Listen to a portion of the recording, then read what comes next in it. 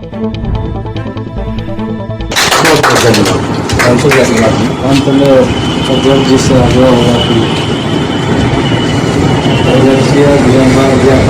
कुछ करके ये समाप्त करना था।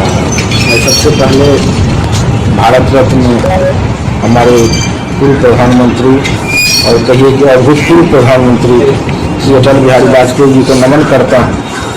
और सभी बातें हमारे पूर्व के वक्ताओं ने कह दी है, मैं उन बातों को दोहराना नहीं चाहता हूँ। बस मैं एक तरफ आप लोगों का ध्यान आकृष्ट करना चाहता हूँ।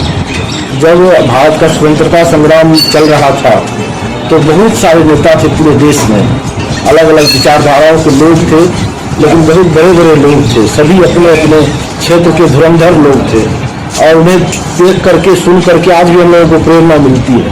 लेकिन आज़ादी के बाद के कालखंडों में एक प्रेरणा स्रोत का अभाव हो गया। जब देखते हैं राजनीति में तो वैसे प्रेरणा पुरुषों का अभाव देखने को मिलता है। उस अभाव के बंजर में ये अटल बिहारी वाजपेयी एक कमल की फूल की तरफ खिलते हुए हमको नजर आते हैं।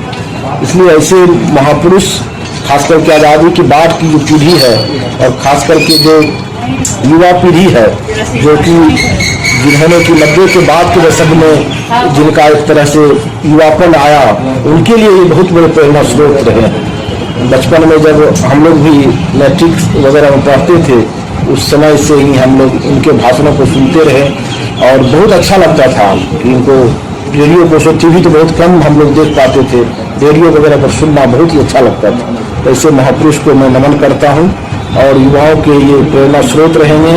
और राजनीति में शुचिता की जब कभी भी जरूरत पड़ेगी, जब कभी भी याद किया जाएगा तो उन्हें जरूर स्मरण किया जाएगा इनको। और मैं धन्यवाद देना चाहता हूँ आज के इस अवसर पर अपने माननीय प्रधानमंत्री जी को भी, उन्होंने इन्हें भारत रत्न दिया।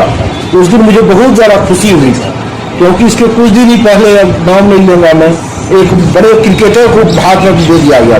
पता नहीं कि मुझे क्रिकेट से बहुत चिढ़ भी है, अगर उनको पेप्सी कोला वगैरह बेचते देखते तो बहुत दुख होता था।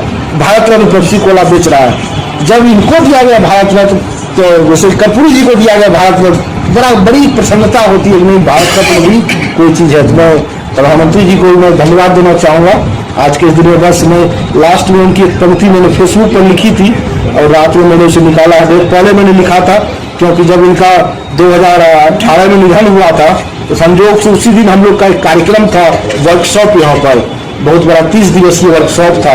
तो हम लोगों ने इनकी श्रद्धांजलि सभा लोग अपने ऑडिटोरियम में बहुत बड़ा कार्यक्रम, अवध बाबू हमारे माननीय तत्कालीन कुलपति महोदय के नेतृत्व में हम लोगों ने एक बड़ा कार्यक्रम उनके लिए श्रद्धांजलि सभा का किया था। 17 तारीख को 16 का इनका निधन हुआ था। तो मैं एक कविता लिखी, जो बहुत सारी पंक्तियां हैं, तो कुछ पंक्ति आप लोग को मैं सुनाना चाहता हूँ जो मुझे बचपन से ही बहुत प्रिय है। ऊंचे पहाड़ पर पेड़ नहीं लगते, पौधे नहीं उगते, न घास ही जमती है सिर्फ बर्फ, जो कफन की तरह सफेद और मौत की तरह ठंडी होती है। खेलती खिलखिलाती नदी जिसका रूप धारण कर अपने भाग्य पर बूंद बूंद रोती है, ऐसी ऊंचाई जिसका पारस पानी को पत्थर कर दे, ऐसी ऊंचाई जिसका दरस हीन भाव भर दे।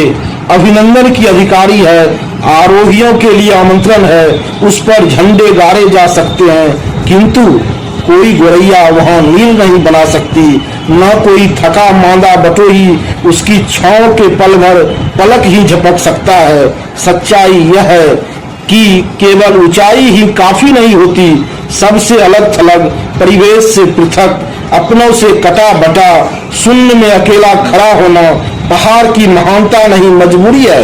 ऊंचाई और गहराई में आकाश पताल की दूरी है।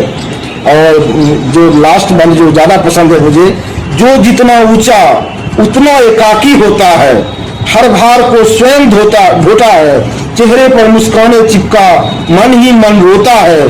जरूरी यह है